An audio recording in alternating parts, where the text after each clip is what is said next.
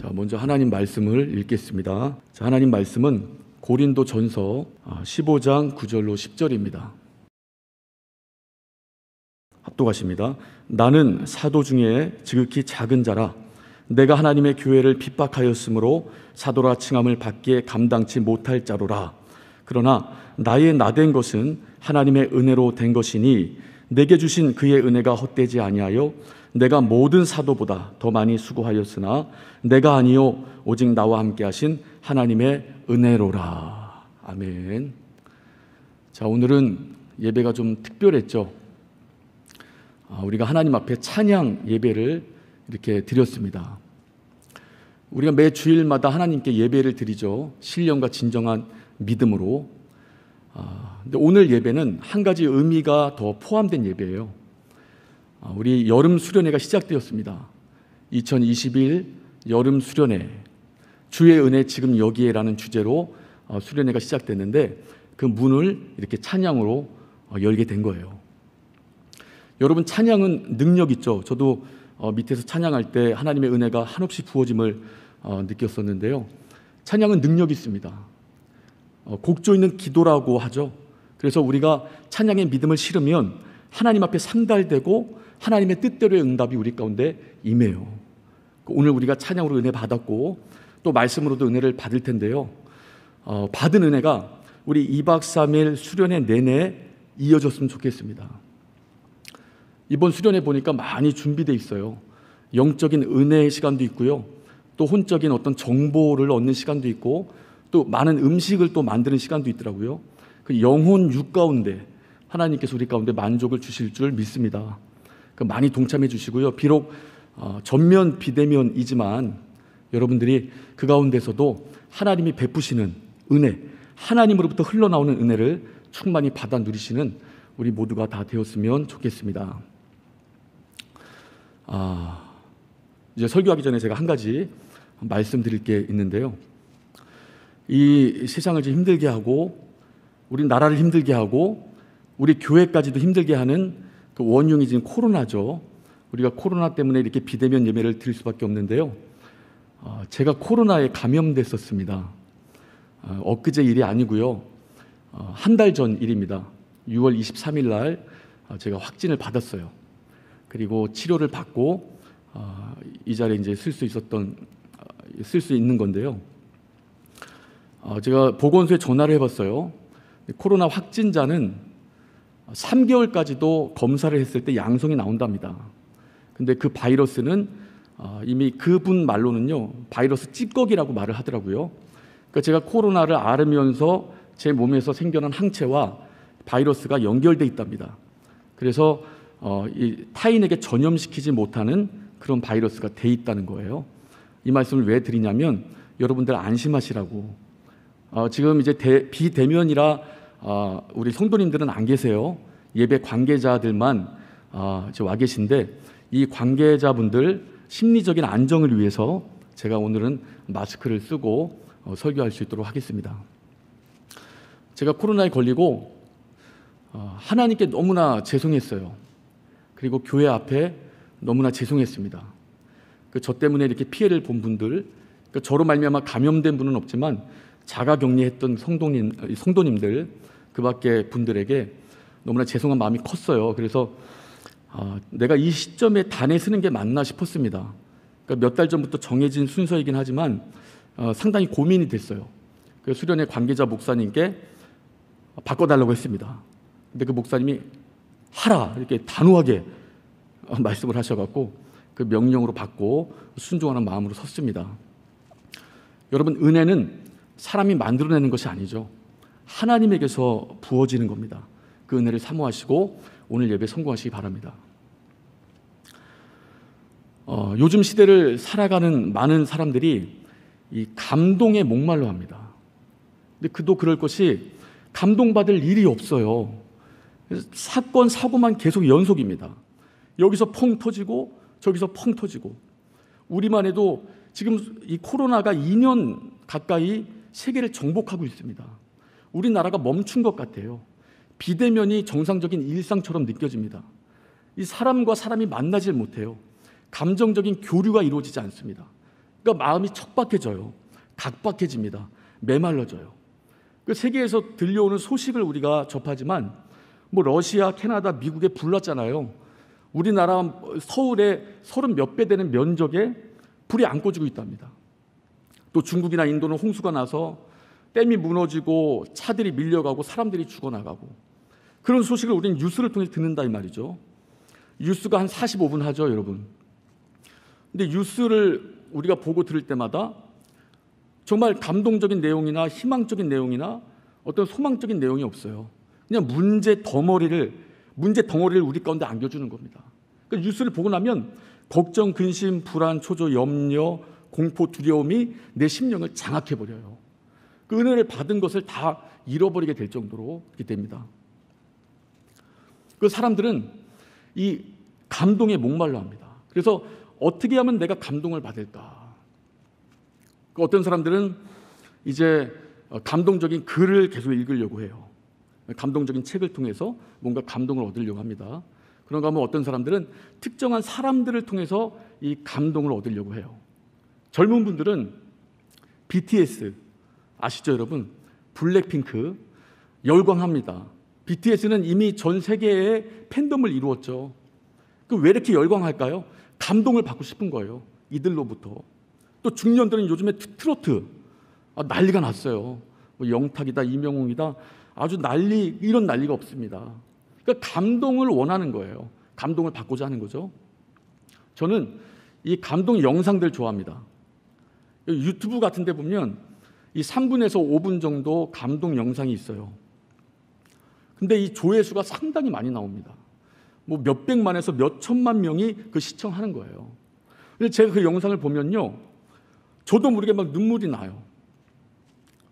아주 감동 그 자체입니다. 이렇게 그 누군가 나를 위로해 주는 것 같고, 힐링이 되는 것 같고, 이렇게 누군가 나를 안아주고 이렇게 토닥토닥 어루만져 주는 그런 기분이 듭니다. 그런 효과가 있어요. 그런데 제가 가만히 생각해 봤어요. 이 감동의 여운이 얼마나 갈까? 이 감동, 여러 가지로 우리가 감동을 받는데 이 감동의 생명력이 과연 얼마나 갈까? 그 찰나의 순간이에요. 짧다 이 말이죠. 여러분, 세상이 만들어내는 감동의 한계입니다. 마치 우리가 몸이 아파요. 머리가 지끈지끈, 이가 욱신욱신, 배가 살살 아프면 우린 진통제를 먹습니다. 그 진통제를 먹으면 씻은 듯이 나아요. 하나도 안 아픈 것 같아요. 근데 여러분, 그것이 근본적인, 근원적인 치료를 해준 겁니까? 아니죠. 진통을 멎게 해준 겁니다. 이제 시간이 지나고 그 진통제의 효과가 떨어지면 6시간이고 12시간이고 후에 다시 진통이 찾아와요. 머리는 지끈지끈, 이는 욱신욱신, 또 배는 살살 다시 아파옵니다. 이것이 이 세상이 만들어내는 감동과 비슷하다고 봐요. 그러니까 사람이 만들어내는 것 찰나의 감동만 줍니다. 근데 감사하게도 우리는 예수 그리스도를 믿는 하나님의 자녀들이에요. 예수 안에서 은혜를 받습니다. 여러분, 은혜와 세상이 주는 감동과 같을까요? 은혜는요, 근원적인 것을 해결해 줘요. 근본적인 것을 해결해 줍니다. 여러분, 제가 이렇게 설교단에 섰어요. 은혜는 저한테서 나오는 게 아니에요. 제가 감동은 만들어낼 수 있습니다. 여러분들에게 감동을 줘야지 이거 연구하고 저거 조사하고 계속 머리 싸매고 지식 지혜 다 발휘해서 감동거리를 여러분들에게 안겨줄 수 있어요. 그건 사람이 해낼 수 있습니다. 그러나 은혜는 사람이 줄 수 없어요. 은혜는 하나님의 영역입니다. 하나님이 역사하실 때 은혜가 임하여요.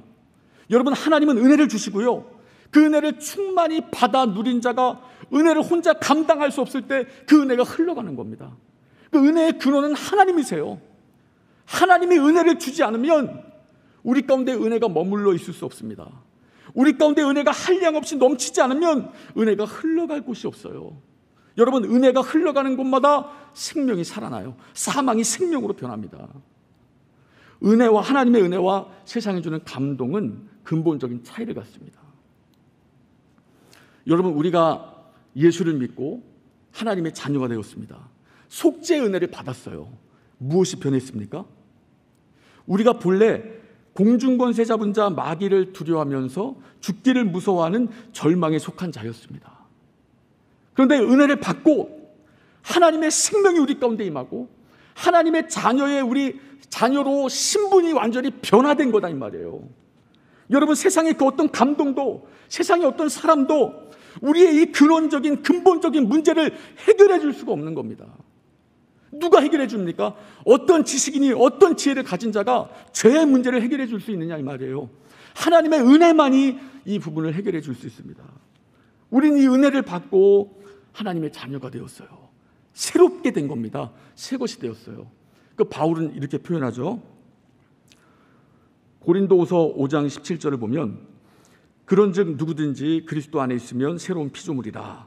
이전 것은 지나갔으니 보라 새 것이 되었도다. 자, 물 좀 마시겠습니다.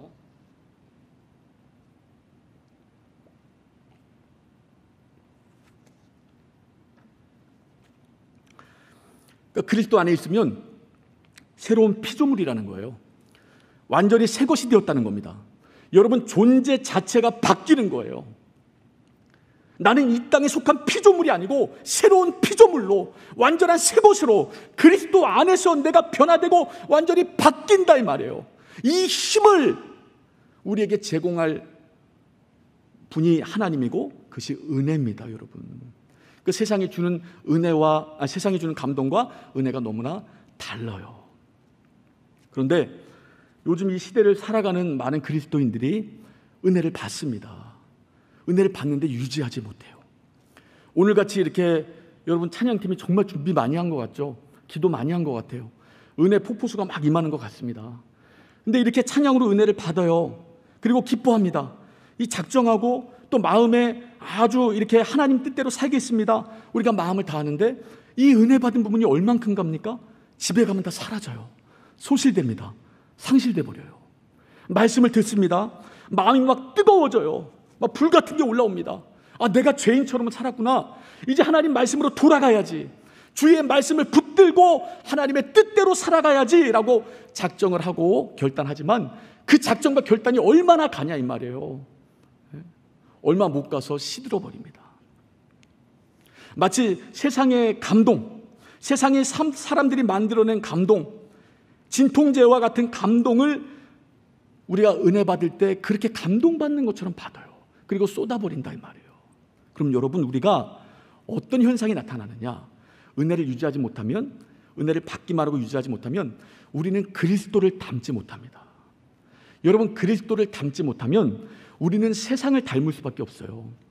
여러분, 세상을 닮은 그리스도인은요, 세상을 살려낼 수 없습니다. 세상을 변화시킬 수 없어요. 여러분, 세상 사람들 보세요. 자기 소견에 옳은 대로 살아갑니다. 내가 볼 때 이게 옳아. 내 주장, 내 사상 이게 옳아. 근데 그들의 마지막을 보세요. 여러분, 그들의 마지막은 어떤 길로 가든지 절망이고 사망이고 끝내는 지옥이다 이 말이에요. 우리 주 예수께서 말씀하시죠. 내가 곧 길이요 진리요 생명이다. 그러니까 우리 주 예수만이 하나님께로 나아갈 수 있는 진리요 길이요 생명이에요. 근데 세상을 닮은 그리스도인은 예수께로 나오는 길을 제시하지 못합니다. 여러분, 우리가 속죄의 은혜를 받았습니다. 그런데 하나님께서 속죄의 은혜를 받은 우리를 바로 천국으로 데려가시면 얼마나 좋아요. 근데 하나님은 안 데려가십니다. 그리고 이 땅을 살아내게 하십니다. 하나님의 뜻이 있는 거예요. 목적이 있는 겁니다. 그것이 우리에겐 사명이에요. 너희는 세상으로 들어가라. 그리고 빛이 되고 소금이 되라. 어두워진 세상을 비춰라. 썩어져가는 세상을 살려라. 이것이 하나님 우리에게 주신 사명입니다. 마태복음 28장 끝절을 보면 그러므로 너희는 모든 족속에게 가서 아버지와 아들과 성령의 이름으로 침례를 주고 내가 너에게 분부한 모든 것을 가르쳐 지키게 하라. 볼지어다 내가 세상 끝날까지 너희와 항상 함께 할 것이다. 여러분, 하나님은 세상 끝날까지 우리와 함께 하십니다. 그리고 우리에게 은혜를 계속 부어주시고 은혜의 풍성함을 유지하게 하신다 이 말이에요. 그 상태로 너희가 세상에 들어가라. 그리고 네가 지키는 말씀을 지켜 그리스도를 닮은 그리스도인의 모습으로 세상을 살려내라. 어둠을 비춰라. 그리고 죽어가는 자들에게 예수께로 나올 수 있는 길을 내라. 이것이 여러분 하나님께서 우리 가운데 주신 사명입니다. 우리는 이 사명을 이루어내야 돼요. 그것이 그리스도인이 이 땅을 살아가는 이유입니다. 우리 역사적으로 세상을 변화시킨 주님의 일꾼들이 있어요. 초대교회 히포의 교부 어거스틴이 있습니다. 모든 이단으로부터 기독교를 지켜냈어요. 하나님 말씀을 굳건하게 지켜냈습니다. 1517년 종교개혁을 이룬 마틴 루터가 있습니다. 수많은 억압과 압제를 당했어요. 그 모든 어려움을 뚫고 말씀으로 돌아갔습니다. 성령의 도움으로 종교개혁을 이루어냈어요. 18세기 영국이 타락했습니다. 완전히 타락했어요. 그 영국을 복음으로 뒤집어 놓는 사람들이 나타납니다. 요한 웨슬레와 조지 휘필드예요. 미국 전역에 대각성운동이 일어납니다. 사람들의 영혼이 각성을 해요. 그리고 주님께 돌아옵니다. 그 각성운동을 주도한 인물이 조나단 에드워즈입니다. 우리나라의 초창기에 이제 복음과 성경을 들고 온 선교사가 있습니다. 토마스 선교사예요. 근데 이 사람은 아무것도 못하고 그 날에 잡혀서 참수를 당했어요. 1904년에 우리나라에서 저 원산 대부흥을 일으킨 선교사님이 계십니다. 하디 선교사님이에요. 그리고 1907년에 우리나라 평양에서 부흥을 일으킨 주역이 계세요. 길손주 목사님이십니다. 여러분, 제가 여러 분을 말씀드렸는데 이분들에게는 공통된 특징이 있어요. 이분들을 관통하는 공통된 특징이 하나님의 은혜입니다. 이분들 하나님의 은혜를 받아서 그 은혜의 힘을 가지고 주의 일을 감당했던 분들입니다. 그러니까 하나님의 은혜를 받아 그 은혜를 내가 쏟아낸 게 아니에요. 상실해버린 게 아닙니다. 소실해버린 게 아니에요. 그 은혜가 내 심령을 채우니까 나 혼자 감당할 수 없어요. 그러니까 은혜를 흘려보낸다 이 말이에요. 은혜가 흘러가는 곳마다 그 시대가 살아나고 그 세대가 살아나고 그 사람들이 살아나고 지역이 살아난다 이 말이에요. 이것이 은혜의 힘입니다. 여러분, 사람은 하지 못하는 거예요. 그러면 우리가 은혜를 받는데 이 은혜를 유지하려면 어떻게 해야 될까요? 이 은혜를 유지하는 건 너무나 중요한데 어떻게 해야 될까요? 여러분, 1907년에 평양에서 대부흥운동이 일어납니다. 그때 하나님 말씀을 들은 사람들이 저마다 뭐 했습니까? 기도했어요. 충만하게 기도했습니다. 하나님의 성령의 인도를 따라 기도했어요. 모든 죄악을 회개하기 시작했습니다. 하나님 말씀 붙들고 모든 죄악을 주 앞에 내놓고 회개하기 시작했다 이 말이죠. 요즘은 말씀의 홍수죠. 말씀 들으면 집에 가기 바빠요. 여러분, 이 시대 그리스도인들에게서 가장 많이 사라지는 것이 기도입니다. 우린 기도의 능력을 잃어버리고 있어요. 마귀가 가장 무서워하는 것이 무엇일까요? 기도하는 성도입니다. 하나님과 교통을 갖고 있는 성도예요. 여러분, 그 성도를 마귀는 가장 무서워합니다. 반면에 마귀가 가장 우습게 보는 존재가 누굴까요? 기도하지 않은 성도예요. 하나님과 교통하지 않아요. 그러니까 마귀는 모든 걸 하라고 합니다. 주일날 예배를 5번 본다? 봐라. 성경을 계속 읽는다? 읽어라. 봉사한다? 직분 감당한다? 그래, 철저하게 감당해라. 기도만 하지 마라. 이 철로 역정을 쓴 존 버년이라는 분이 있어요.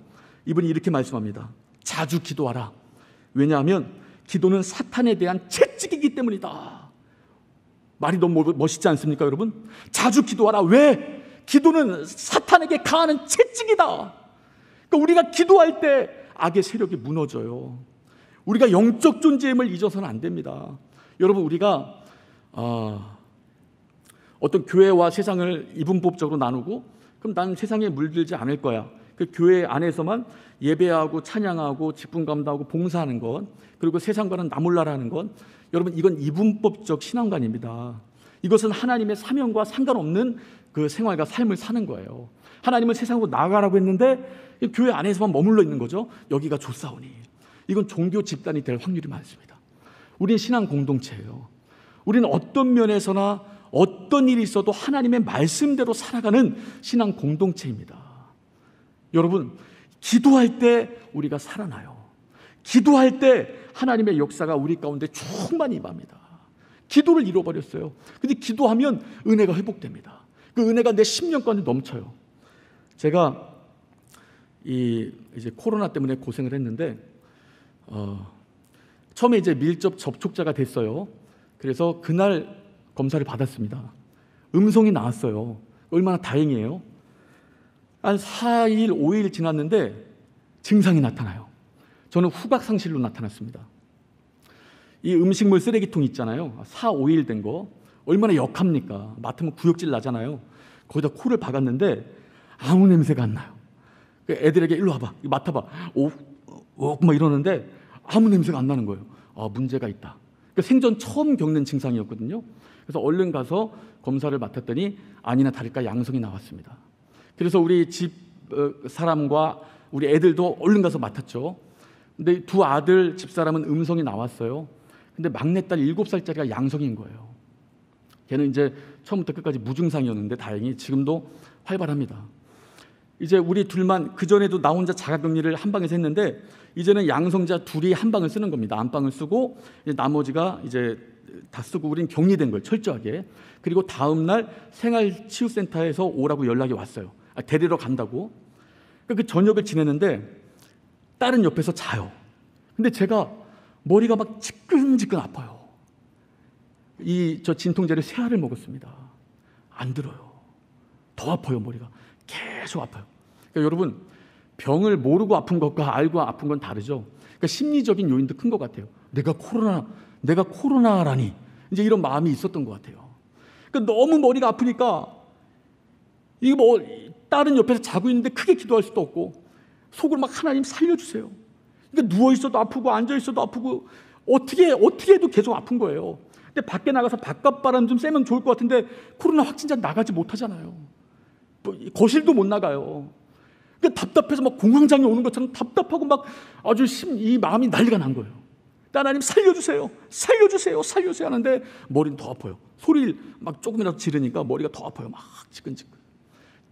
계속 기도하는데 머리는 아픈데 제 기도가 바뀌어요. 하나님 감사합니다. 머리는 아프지만 하나님 감사합니다. 하나님께서 우리 위하여 보내주신 하나님의 아들, 그 은혜면 됩니다. 그 은혜면 됩니다. 저도 모르게 이런 기도가 나오는 거예요. 감사가 나오면서 이런 기도가 나오는 겁니다. 근데 머리는 계속 아파요. 지끈지끈. 근데 마음은 평안해. 여러분 그런 경험 해보셨습니까? 육체는 죽겠는데 마음이 평안한 거예요.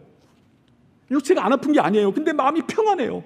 제가 어떤 생각을 했냐면 이런 마음이면 순교할 수 있겠다. 여러분 순교가 얼마나 힘듭니까? 내 목숨과 신앙을 맞바꾸는 거잖아요. 세상 사람들이 가장 귀중히 여기는 목숨을 하나님 때문에 내놓는 겁니다. 근데 마음과 생각이 붙들려 있으면 그게 되겠더라니까요. 어떤 어려운 현장에서도 마음과 생각이 하나님께 붙들려 있으면 그게 되겠더라니까요. 기도하니까 하나님께서 은혜를 주시는 것 같아요.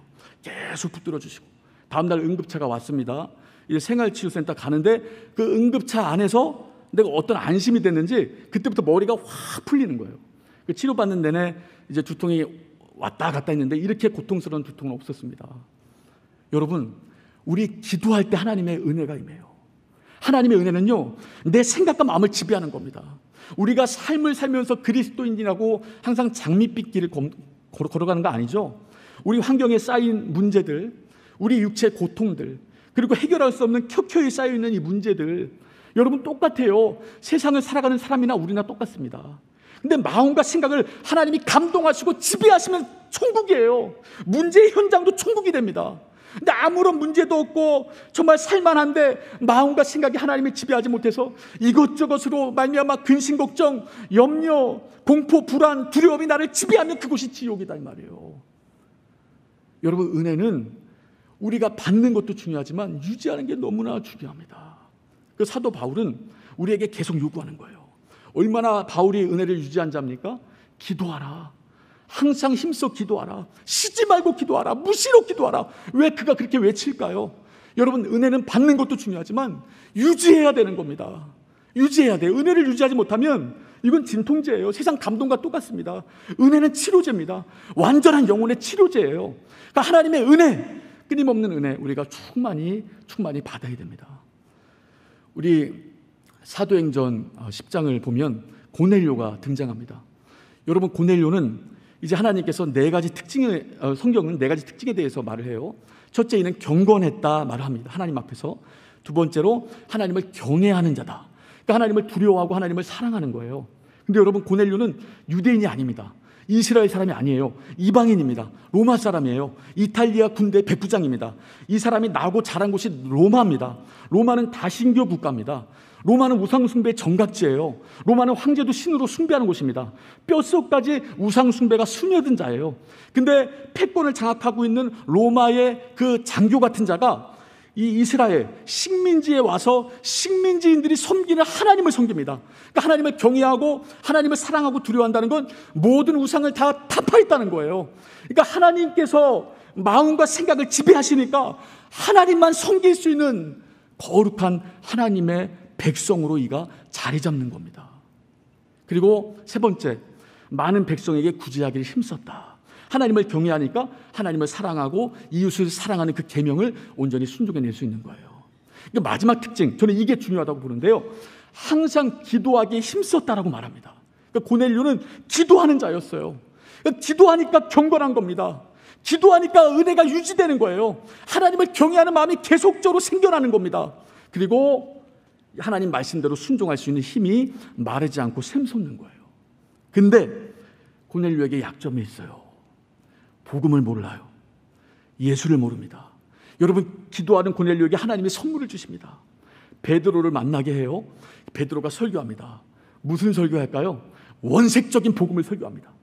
하나님의 아들이 이 땅에 오셔서 우리 죄를 가지고 죽으시고 부활하셨다. 그 이름을 믿는 자마다 구원받는다. 이 말씀이 선포되는 동시에 고넬료와 그 가족들이 하나님의 성령을 받아요. 제사함 받은 거죠.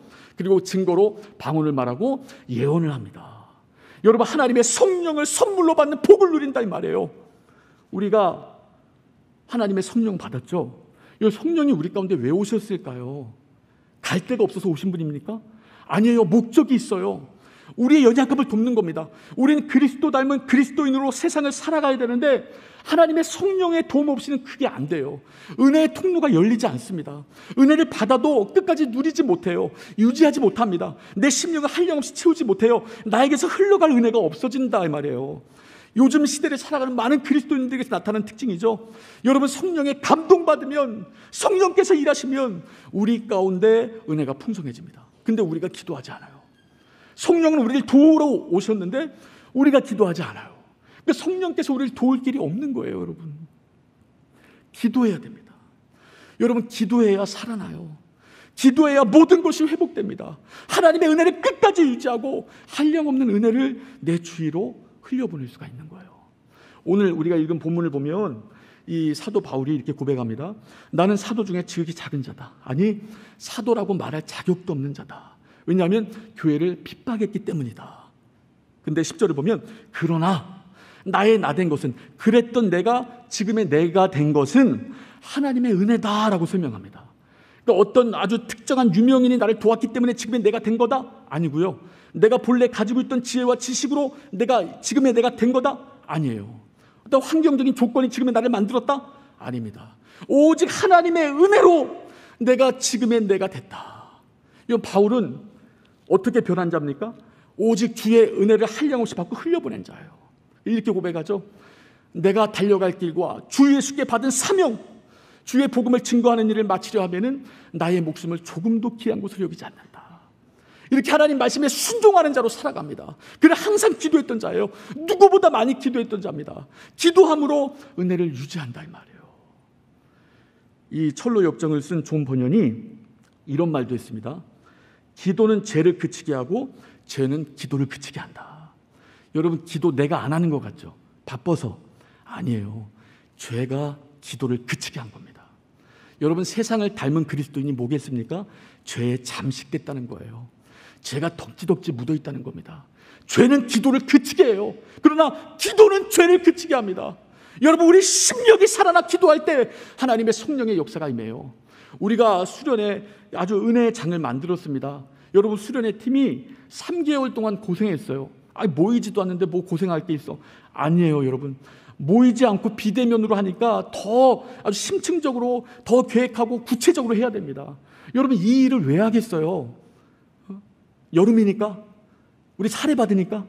아니에요. 여러분, 여러분들에게 은혜를, 하나님이 은혜를 베풀 그 어떤 분기점을 만들고 싶은 겁니다.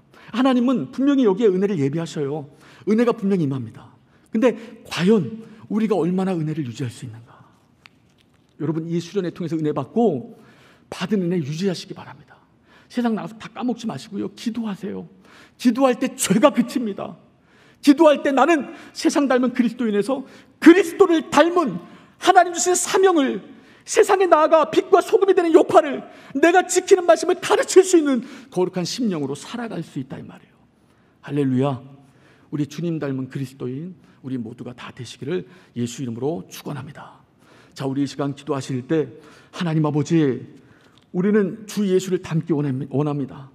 은혜가 필요합니다. 한량없는 은혜를 주시옵소서. 하나님 아버지, 받은 은혜를 유지하고 받은 은혜가 나에게서 소실되거나 상실되지 않고 은혜가 내 심령을 충만히 지배하여 한량없는 은혜가 나를 통하여 흘러가, 은혜가 흘러가는 곳마다, 은혜가 흘러가는 지역마다, 흘러가는 은혜를 접하는 모든 심령들마다 살아날 수 있도록 주여 도우시고 함께하여 주시옵소서. 우리 예수 한 부르고 간절히 기도합니다.